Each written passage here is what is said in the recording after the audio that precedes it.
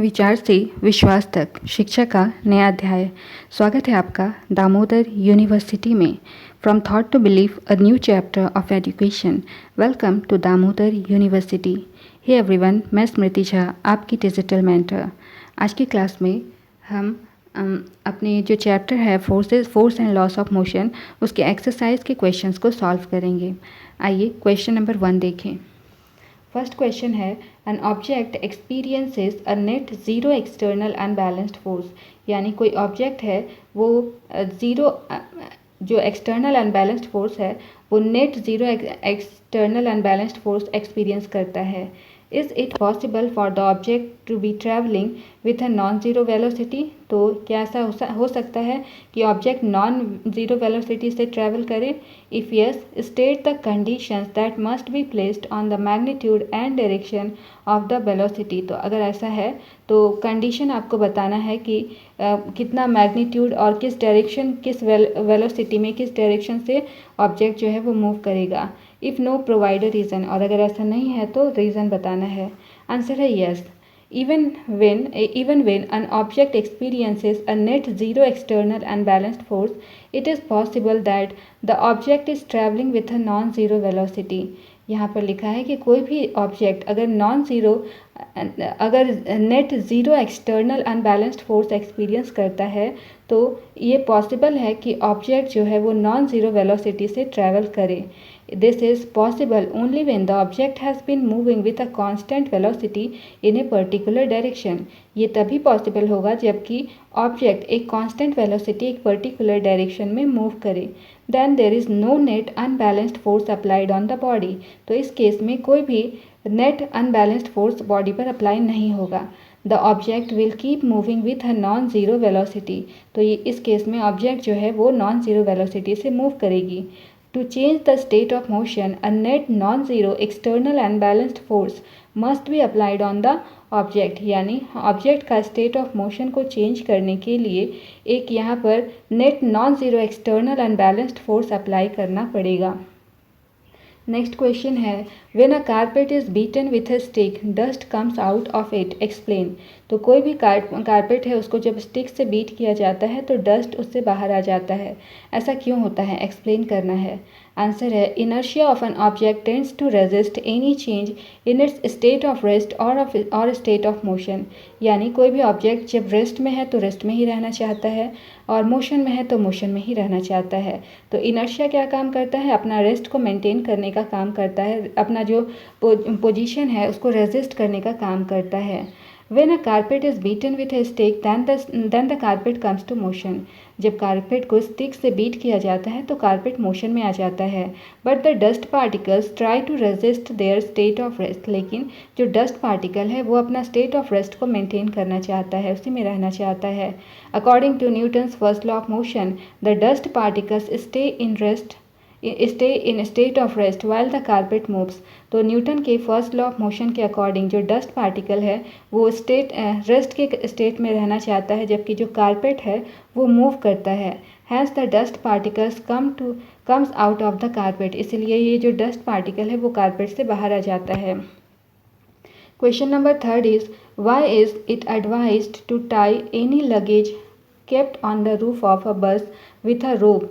तो यहाँ पर लिखा है कि कोई भी लगेज जो है बस के जो रूफ होता है छत पर उसको रखने के लिए जब रखते हैं तो उसको रस्सी की हेल्प से उसको बांधने के लिए क्यों कहा जाता है।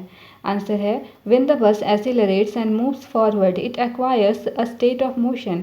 यानी कोई भी बस जब एक्सीलरेट करती है और फॉरवर्ड डायरेक्शन में मूव करती है तो वो अपना स्टेट ऑफ मोशन को एक्वायर करती है। Hence the luggage kept on the roof owing to its inertia tend to remain in its state of rest। तो इस वजह से जो लगेज है जो कि रूफ पर रखा हुआ है वो अपना स्टेट ऑफ इनर्शिया को मेंटेन करना चाहती है और वो रेस्ट में ही रहना चाहती है। Hence with the forward movement of the bus the luggage tends to remain at its original position and ultimately falls from the roof of the bus. इसलिए जब बस फॉरवर्ड डायरेक्शन में मूव करती है तो लगेज जो है वो अपने ओरिजिनल पोजीशन में रहना चाहती है और इस वजह से क्या होता है कि जो बस के रूफ से वो जो लगेज है वो नीचे गिर जाता है। To avoid this, it is advised to tie any luggage kept on the roof of a bus with a roof. तो इसीलिए ऐसा ना हो, इसीलिए ये कहा जाता है कि अगर रूफ पर कोई भी लगेज है तो उसको रोप की हेल्प से बांध करके यानी रस्सी से बांध करके रखना है। Question number 4 is, a batsman hits a cricket ball which then rolls on a level ground. तो एक बैट्समैन जो है वो क्रिकेट बॉल को हिट करता है तो वो जो बॉल है वो लेवल ग्राउंड पर रोल करने लगती है। After covering a short distance the ball comes to rest. तो शॉर्ट डिस्टेंस कवर करने के बाद बॉल रेस्ट में आ जाती है। The ball slows to a stop because. तो यहाँ पर ये जो बॉल है वो क्यों रुक जाती है ये बताना है। तो ए बी सी यहाँ पर 4 कंडीशंस बताए गए हैं, इनमें से कौन सा करेक्ट है। तो यहाँ पर ऑप्शन नंबर सी करेक्ट है। There is a force on the ball opposing the motion. तो यहाँ पर एक फोर्स काम करता है जो कि मोशन को अपोज करने का काम करता है, जिसे हम फोर्स ऑफ फ्रिक्शन कहते हैं। तो आंसर क्या है, a batsman hits a cricket ball which then rolls on a level ground. तो एक बैट्समैन जो है वो क्रिकेट बॉल को जब हिट करता है तो वो बॉल जो है वो लेवल ग्राउंड पर रोल करने लगती है। After covering a short distance the ball comes to rest because there is frictional force on the ball opposing its motion. तो कुछ डिस्टेंस कवर करने के बाद में, एक शॉर्ट डिस्टेंस कवर करने के बाद में बॉल जो है वो रेस्ट पर आ जाती है, क्योंकि यहाँ पर एक फ्रिक्शनल फोर्स वर्क कर रहा है जो कि इस मोशन को अपोज करने का काम करता है। Frictional force always acts in the direction opposite to the direction of motion। यानी कि जो भी मोशन का डायरेक्शन होता है उसके जस्ट ऑपोजिट में फ्रिक्शनल फोर्स काम करता है। Hence this force is responsible for stopping the cricket ball. और ये जो क्रिकेट का बॉल है उसको रोकने के लिए यही फोर्स यानी फ्रिक्शनल फोर्स रिस्पॉन्सिबल होता है। Question number 5 is, a truck starts from rest and rolls down a hill with a constant acceleration। यानी एक ट्रक है जो रेस्ट से स्टार्ट करती है और एक हिल के तरफ वो रोल करने लगती है डाउनवर्ड डायरेक्शन में, और यहाँ पर जो एसिलरेशन है ट्रक का वो कांस्टेंट एसिलरेशन से वो मूव करती है। It travels A distance of 420 second. तो यहाँ पर 20 सेकेंड में वो जो ट्रक है वो 400 मीटर का डिस्टेंस कवर करती है। Find its acceleration. तो इस ट्रक का एसिलरेशन फाइंड करना है। Find the force acting on it if its mass is 7 metric ton.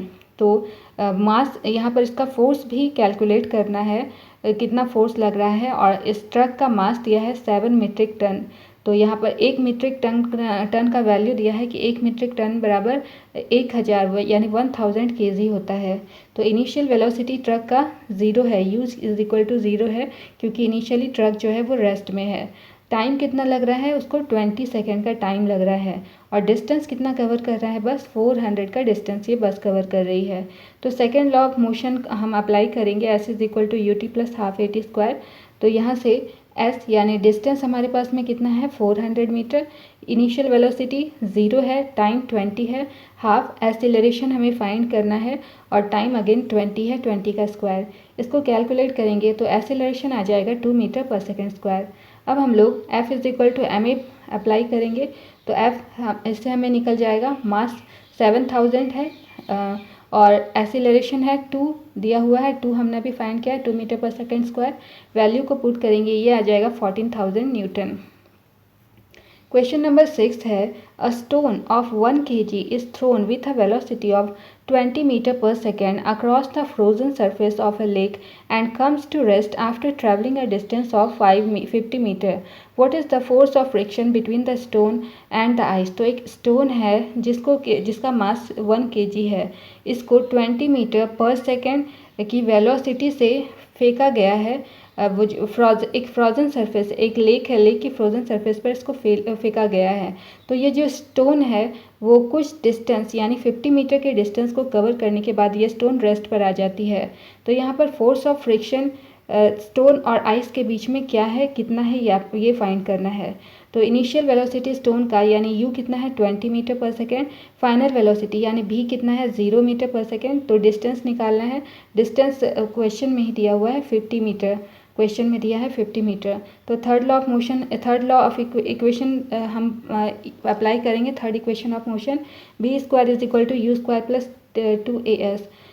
तो यहाँ पर एक्सेलरेशन को a माना गया है और फाइनल वेलोसिटी 0 है क्योंकि बस स्टॉप हो जाती है। और हमारा ये जो है वैल्यू हम सारा पुट करेंगे तो एक्सेलरेशन हमारे पास में फाइनली निकल जाएगा -4 मीटर पर सेकेंड स्क्वायर। तो ये जो नेगेटिव साइन है ये इंडिकेट कर रहा है कि ये जो एक्सेलरेशन है ये जो है वो नेगेटिव डायरेक्शन में हो रहा है। जो एक्सेलरेशन है वो मोशन के अगेंस्ट वर्क कर रहा है।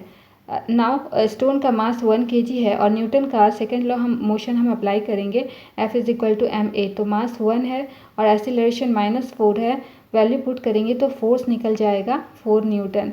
तो हमें फोर्स ऑफ फ्रिक्शन फाइंड करना था जो आया है 4 न्यूटन। नेक्स्ट क्वेश्चन है 8000 kg engine pools a train of 5 wagons each of 2000 kilogram along a horizontal track. तो एक 8000 kg का एक इंजन है जो कि एक ट्रेन को पुल करता है जो कि 5 वैगन का है।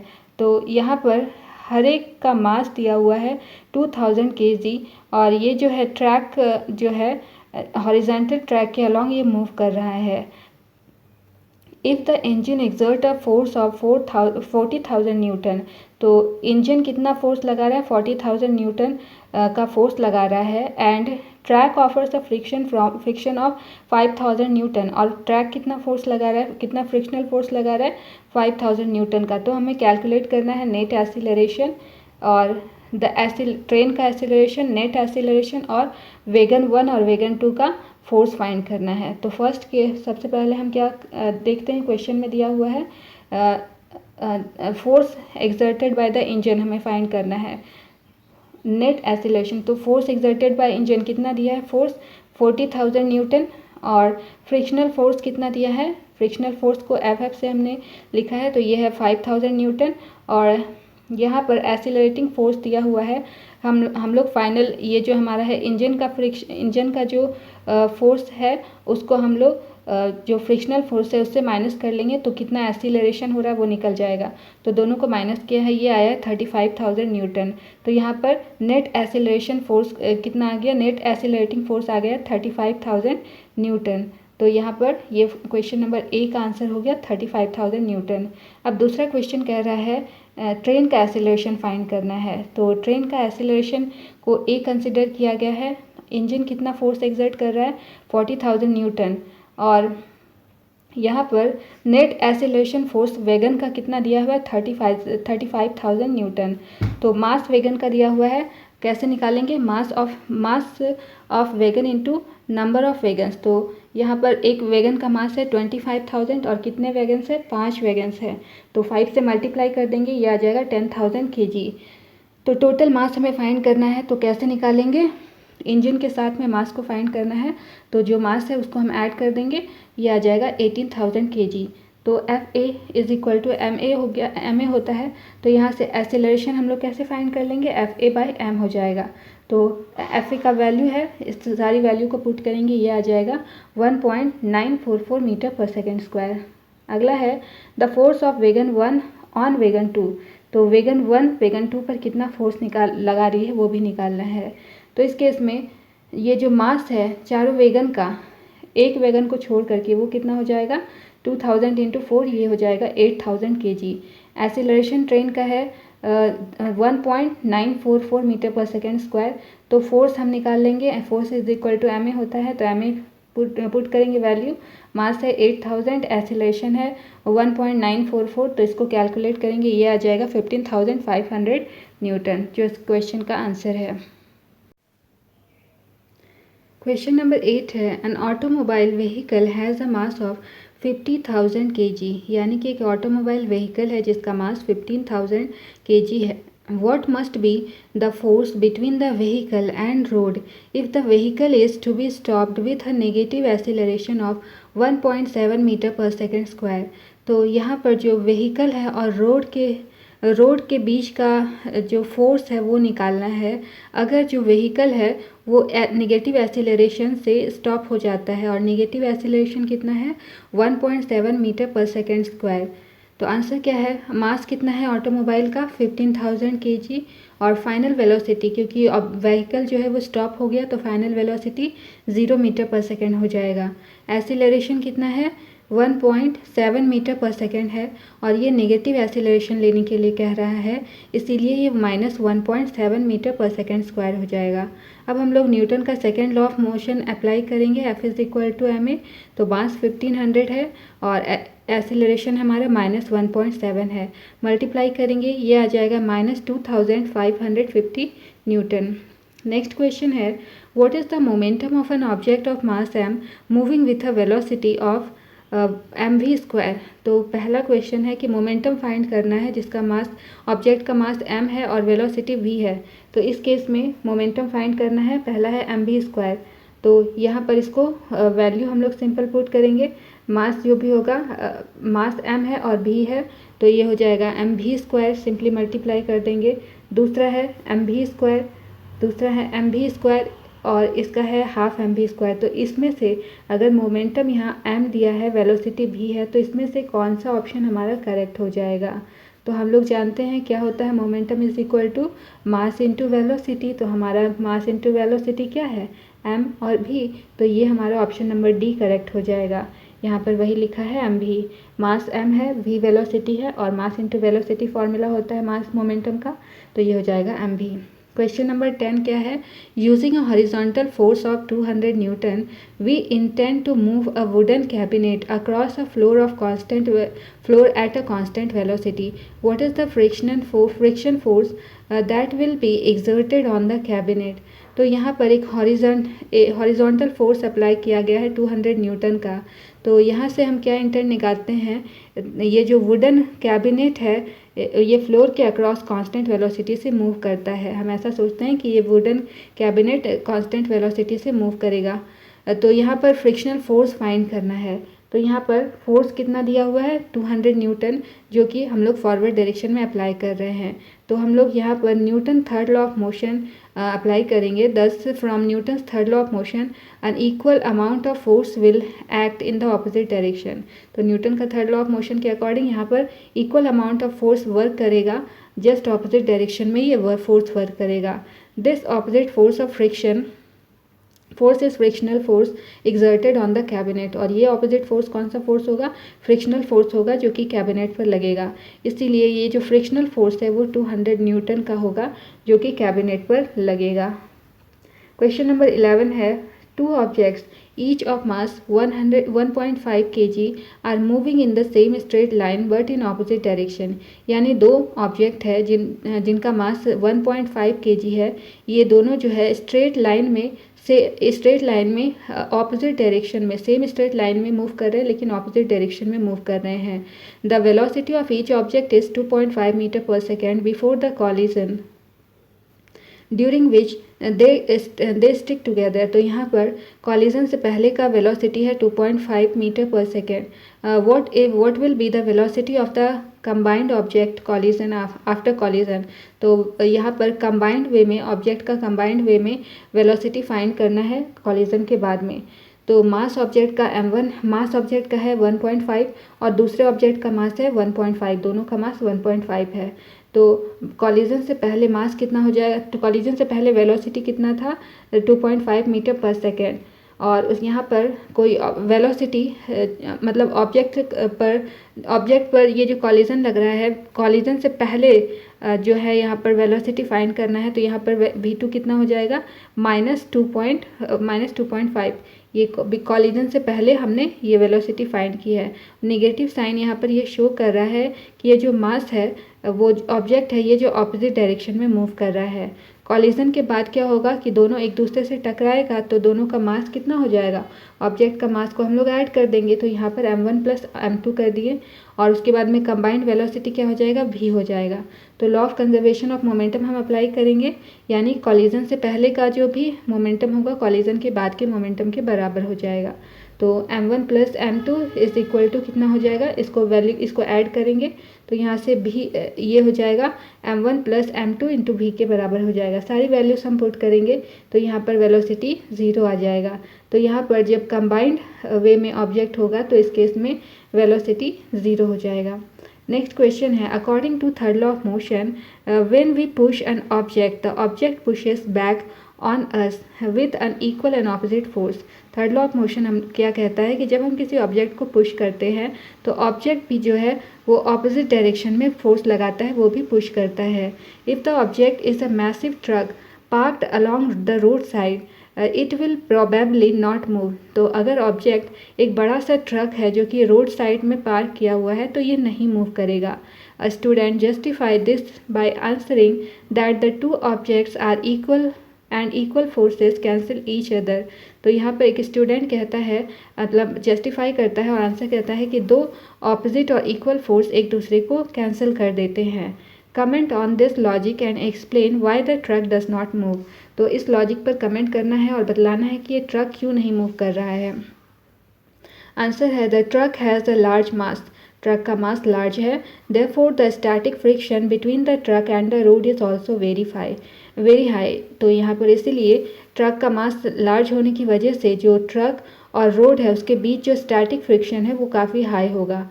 To move the car one has to apply a force more than the static friction. तो अगर कार को मूव करना है तो यहाँ पर एक का फोर्स स्टैटिक फ्रिक्शन से ज़्यादा होना चाहिए।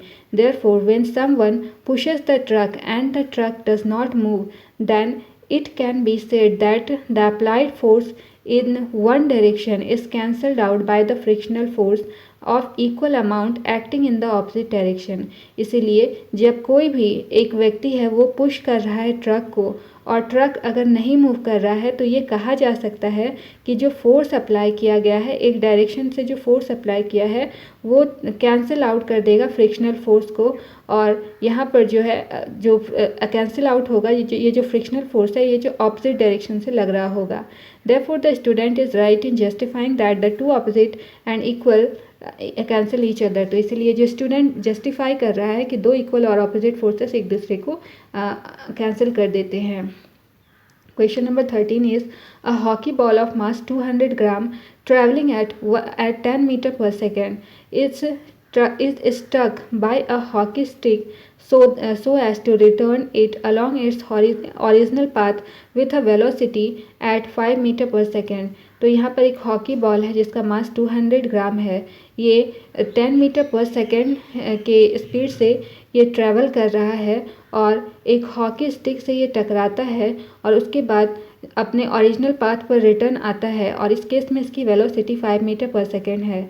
तो यहाँ पर क्या करना है, calculate the change of momentum occurred in the motion of the hockey ball by the force applied by the hockey stick. तो यहाँ पर चेंज इन मोमेंटम कैलकुलेट करना है हॉकी बॉल के थ्रू। जो भी यहाँ पर चेंज इन मोमेंटम है वो फाइंड करना है। तो मास क्या दिया हुआ है 200 ग्राम, जिसे केजी में कन्वर्ट करेंगे तो ये हो जाएगा 0.2 kg। हॉकी बॉल की वेलोसिटी कितनी दी हुई है 10 मीटर पर सेकेंड। और इनिशियल वेलोसिटी हम कैसे इनिशियल मोमेंटम क्या होता है मास इंटू वेलोसिटी। तो मास m है और वेलोसिटी v1 हमने माना है तो mv1 हो गया इनिशियल वेलोसिटी। तो हॉकी बॉल जो है वो ऑपोजिट डायरेक्शन में मूव करेगा तो इस केस में वेलोसिटी क्या हो जाएगा माइनस में लेंगे तो ये हो जाएगा -5 मीटर पर सेकेंड। तो फाइनल वेलोसिटी क्या हो जाएगा mv2। और चेंज इन मोमेंटम कैसे निकालते हैं, final momentum minus initial momentum.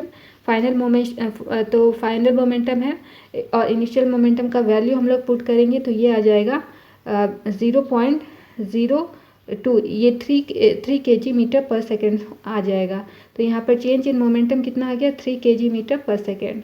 Question number 14 में आते हैं।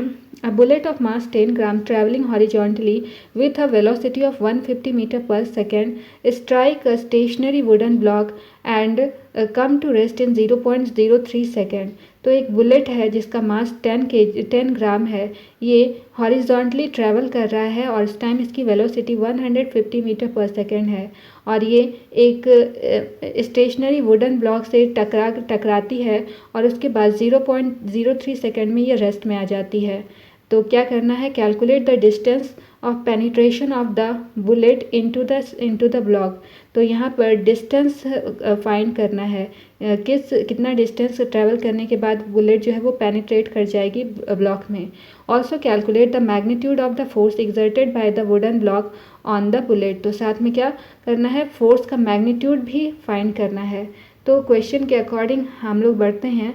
यहाँ पर वेलोसिटी दी हुई है बुलेट की 150 मीटर पर सेकेंड और यहाँ पर बुलेट जो है वो ब्लॉक में एंटर करती है उस टाइम उसकी इनिशियल वेलोसिटी को हम लोग यू मान लेते हैं 150 मीटर पर सेकेंड है। और फाइनल वेलोसिटी, अब क्योंकि बुलेट जो है वो स्टॉप हो जाती है, रेस्ट में आ जाती है, इसीलिए फाइनल वेलोसिटी को 0 माना गया है। और टाइम कितना दिया हुआ है 0.03 सेकेंड अकॉर्डिंग टू क्वेश्चन। अब फर्स्ट इक्वेशन ऑफ मोशन हम अप्लाई करेंगे, v is equal to u plus a t. अब एक्सीलरेशन हमारा जो बुलेट है उसका a है और बाकी की वैल्यूज़ को हम पुट करेंगे तो a की वैल्यू हमारी आ जाएगी -5000 मीटर पर सेकेंड स्क्वायर। ये निगेटिव साइन ये बतला रहा है कि जो वेलोसिटी है वो बुलेट का जो वेलोसिटी है वो डिक्रीज़ हो रहा है। अब थर्ड इक्वेशन ऑफ मोशन हम अप्लाई करेंगे, v square is equal to u square plus 2as। तो सारी वैल्यूज़ को पुट करने के बाद में s की वैल्यू आ जाएगी 2.25 मीटर। और यहाँ पर ये जो डिस्टेंस ऑफ है पेनिट्रेशन का वो कितना आ गया 2.25 मीटर।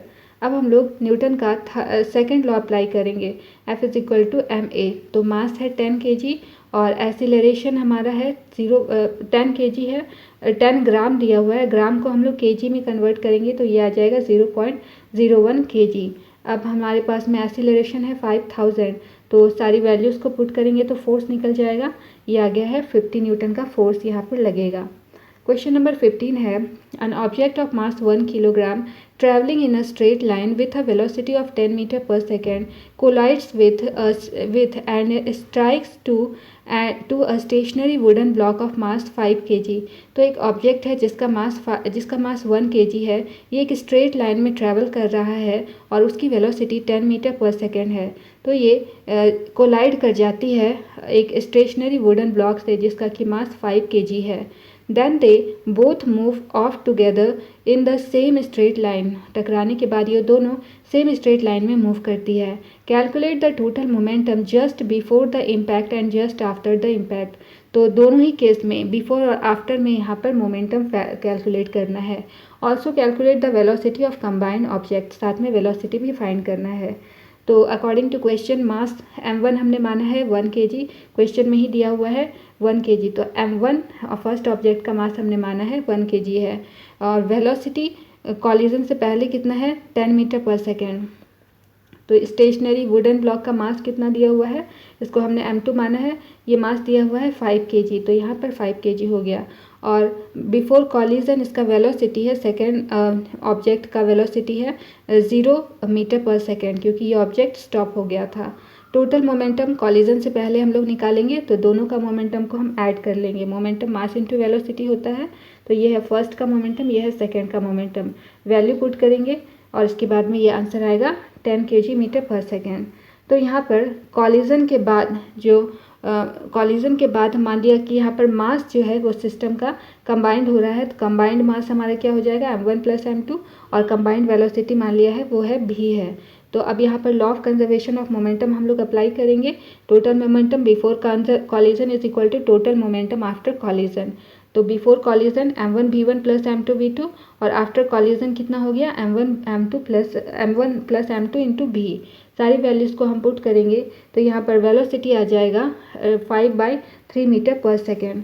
तो यहाँ पर टोटल मोमेंटम कॉलिजन के बाद कितना हो गया 10 है और जो वेलोसिटी है कंबाइंड ऑब्जेक्ट का वो है 5/3 metre per second. Question number 16 में आते हैं, an object of mass 100 kg is accelerated uniformly from a velocity of 5 metre per second to 8 metre per second in 6 second. तो कोई ऑब्जेक्ट है जिसका मास 100 kg है, ये यूनिफॉर्म वे में एक्सेलरेट कर रहा है और इसकी वेलोसिटी 5 मीटर पर सेकेंड से 8 मीटर पर सेकेंड 6 सेकेंड में हो जाती है। तो initial and final momentum object का फाइंड करना है, साथ में मैग्नीट्यूड और साथ में ऑब्जेक्ट पर का मैग्नीट्यूड और उस पर कितना फोर्स लग रहा है ये भी हमें फाइंड करना है। तो इनिशियल वेलोसिटी ऑब्जेक्ट का है कितना 5 metre per second, final velocity कितना है 8 मीटर पर सेकेंड, मास कितना ऑब्जेक्ट का है 100 kg और टाइम कितना है 6 सेकेंड दिया हुआ है क्वेश्चन में। तो इनिशियल मोमेंटम हम लोग कैसे फाइंड करेंगे, mass into velocity. Initial velocity u है, u की वैल्यू कितनी है 5, तो यहाँ पर वैल्यू पुट करेंगे m, मास 100 है और इसकी वैल्यू है 5, तो ये हो जाएगा 500 kg metre per second. Final momentum m भी होता है, मास है 100, फाइनल वेलोसिटी कितनी है 8, ये हो गया 800 kg मीटर पर सेकेंड। तो फोर्स कैसे निकालेंगे, final momentum minus initial momentum divided by time, F is equal to m a होता है ना। तो इस वैल्यू को हम लोग यहाँ पुट करके कैलकुलेट करेंगे। तो सारी वैल्यूज पुट करेंगे, ये आ जाएगा 50 न्यूटन। इनिशियल मोमेंटम ऑब्जेक्ट का कितना था 500 kg मीटर पर सेकेंड, और फाइनल मोमेंटम कितना था 800 kg मीटर पर सेकेंड, और फोर्स कितना हमने फाइंड किया है 50 न्यूटन। अब आते हैं क्वेश्चन नंबर 17 में। क्वेश्चन नंबर 17 है, Akhtar, Kiran and Rahul were riding in a motor car that was moving with a high velocity on an expressway when an insect hit the windshield and got stuck on the windscreen। तो अख्तर, किरण और राहुल एक motor car की ride कर रहे थे और high velocity से ये मूव कर रहे थे। एक एक्सप्रेस वे था, उस पर हाई वेलोसिटी से मूव कर रहे थे। तभी एक इंसेक्ट जो है इसके विंडशील्ड पर आकर के टकराता है और विंड स्क्रीन पर ही स्टक हो जाता है। Akhtar and Kiran started pondering over the situation. तो ये सिचुएशन को देखकर अख्तर और किरण पॉन्डर करने लगते हैं। Kiran suggested that the insect suffered a greater change in momentum as compared to the change in momentum of the motor car। तो किरण जो है वो कहता है कि जो इंसेक्ट है वो बहुत ज़्यादा मोमेंटम चेंज इन मोमेंटम को ज़्यादा चेंज इन मोमेंटम को वो सफ़र कर रहा है। और ये जो मतलब कंपेयर करे चेंज इन मोमेंटम का, तो कार के कंपैरिजन में उस इंसेक्ट का मोमेंटम ज़्यादा था, क्योंकि यहाँ पर जो चेंज ऑफ वेलोसिटी था इंसेक्ट का वो कार के कंपैरिजन में ज़्यादा था। Akhtar said that since the motor car was moving with a larger velocity it exerted a larger force on the exert। वो अख्तर कहता है कि क्योंकि कार की जो वेलोसिटी है वो बहुत ही ज़्यादा थी और इसकी वजह से जो इंसेक्ट है उस पर ज़्यादा फोर्स लग गया। Hence as a result the insect died, और इसी वजह से इंसेक्ट जो है वो डाई कर गया। Rahul, while putting an entirely new explanation, said that both the motor car and the insect experienced the same force and changed their momentum। Comment on the suggestion. तो उसके बाद में सबसे लास्ट में राहुल भी अपना जो भी सजेशन है वो देता है। वो कहता है कि जब नया एक्सप्लेनेशन राहुल का क्या था कि जो मोटर कार है और जो इंसेक्ट है दोनों सेम फोर्स एक्सपीरियंस किया और दोनों का जो मोमेंटम था वो भी सेम था। तो ये तीनों के सजेशन पर आपको कमेंट करना है। आंसर क्या है, according to the law of conservation of momentum of the car and insect before collision is equal to momentum of the car and insect of the system after collision. तो यहाँ पर law of conservation क्या कहता है कि car और insect का momentum collision से पहले और कॉलिजन के बाद दोनों बराबर था। Hence the change in momentum of the car and insect system is zero. इसीलिए यहाँ पर दोनों का जो चेंज इन मोमेंटम है वो ज़ीरो था। The insect gets stuck on the windscreen. जो इंसेक्ट है वो विंड स्क्रीन पर स्टक हो गया। This means that the direction of insect is reverse. तो इसका ये मतलब है कि जो डायरेक्शन था इंसेक्ट का वो ऑपोजिट था। As a result the velocity of the insect changes to a great amount. और इसी वजह से जो वेलोसिटी था इंसेक्ट का वो ज़्यादा अमाउंट से वो चेंज हो गया। On the other hand the car continuous moving with a constant velocity. वहीं दूसरी तरफ जो कार है वो कांस्टेंट वेलोसिटी से मूव करते रही। Hence Kiran's suggestion that the insect suffer a greater change in momentum as compared to the car is correct। इसी वजह से हम कह सकते हैं कि किरण का जो सजेशन था जिसमें उसने कहा था कि जो इंसेक्ट है वो ग्रेटर चेंज इन मोमेंटम को एक्सपीरियंस किया था in comparison to car. The momentum of the insect after collision becomes very high because the car is moving at a high speed। तो यहाँ पर जो इंसेक्ट का मोमेंटम था कॉलिजन के बाद वो काफ़ी हाई था क्योंकि जो कार था वो काफ़ी हाई स्पीड से मूव कर रही थी। Therefore the momentum gained by the insect is equal to the momentum lost by the car। तो यहाँ पर जो मोमेंटम कार के द्वारा जो दिया गया था वो इंसेक्ट ने उतना मोमेंटम को ही गेन किया था। Akhtar made a correct conclusion because the mass of the car is very large as compared to the mass of the insect। तो यहाँ पर अख्तर भी है, उसने करेक्ट कंक्लूजन दिया कि इंसेक्ट के कंपैरिजन में जो कार था उसका मास ज़्यादा था। Rahul gave a correct explanation as both the car and the insect experienced equal forces caused by the Newton's action reaction law। तो राहुल भी है, राहुल ने करेक्ट एक्सप्लेनेशन दिया कि ये जो कार है और जो इंसेक्ट है दोनों ने इक्वल फोर्स एक्सपीरियंस किया अकॉर्डिंग टू न्यूटन का थर्ड लॉ, यानी कि हर एक एक्शन के इक्वल एंड ऑपोजिट रिएक्शन होता है। But he made an incorrect statement that the system suffers a change in momentum because the momentum before the collision is equal to the momentum after the collision। लेकिन उसने एक incorrect statement दिया कि जो system है वो change in momentum को सफ़र किया, क्योंकि यहाँ जो मोमेंटम था कॉलिजन से पहले और कॉलिजन के बाद दोनों ही इक्वल था। Question number 18 is, how much momentum will a dumbbell of mass 10 kg transfer to the floor if it falls from a height of 80 centimeter? Take its downward acceleration to be 10 metre per second square. तो यहाँ पर एक dumbbell है जिसका मास है 10 kg, वो कितना momentum gain करेगा जब उसको फ्लोर पर ट्रांसफ़र किया जाएगा। अगर फ्लोर पर वो जाकर के गिर जाएगा और वहाँ पर गिरने का जो हाइट होगा वो 80 सेंटीमीटर होगा। तो इस केस में जो डाउनवर्ड एक्सेलरेशन है उसको 10 मीटर पर सेकेंड लेना है। तो मोमेंटम फाइंड करना है। मास डंबल का है 10 kg, डिस्टेंस डंबल का है वो 80 सेंटीमीटर, इसको मीटर में कन्वर्ट किया गया, ये आ गया 0.8 मीटर। तो एक्सीलरेशन जो डाउनवर्ड डायरेक्शन में लग रहा था वो कितना है 10 मीटर पर सेकेंड स्क्वायर। इस केस में इनिशियल वेलोसिटी डंबल का कितना है 0 और फाइनल वेलोसिटी डंबल का हमने भी मान लिया है। तो यहाँ पर थर्ड लॉ ऑफ इक्वेशन हमने अप्लाई किया है, v square is equal to u square plus 2as। तो सारी वैल्यूज़ को जब हम पुट करेंगे तो इस केस में भी की वैल्यू आ जाएगी 4 मीटर पर सेकेंड। तो यहाँ पर जो मोमेंटम होगा डंबल का वो जब हीट कर रहा है फ्लोर को, वो मान लिया है कि वो mv है। तो इस यहाँ पर मास है 10 और वेलोसिटी हमने फाइंड किया है 4 kg। तो ये आ जाएगा 40 kg metre per second square. तो इतना मोमेंटम से वो जो डंबल है वो ज़मीन पर गिरेगा। तो ये थी हमारी आज की क्लास। यदि कोई भी डाउट हो तो आप हमारे ड्यू के कमेंट सेक्शन में अपना सवाल ज़रूर पूछें, मैं हर एक लर्नर को रिप्लाई देने की कोशिश करूँगी। Okay then, keep learning, keep growing, only at DU। See you soon in the next class. Thank you, bye bye.